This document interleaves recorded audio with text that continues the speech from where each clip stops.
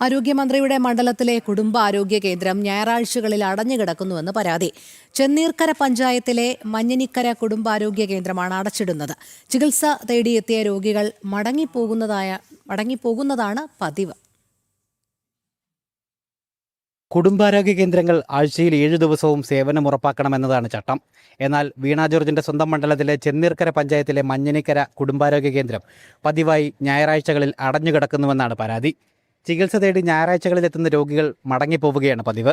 ആരോഗ്യ കേന്ദ്രം അടഞ്ഞുകിടക്കുന്ന വിവരം അറിഞ്ഞിരുന്നില്ലെന്നായിരുന്നു ജില്ലാ മെഡിക്കൽ ഓഫീസറുടെ പ്രതികരണം. രാവിലെ 8 മുതൽ വൈകിട്ട് 3 വരെ OP ഉണ്ടാകണം.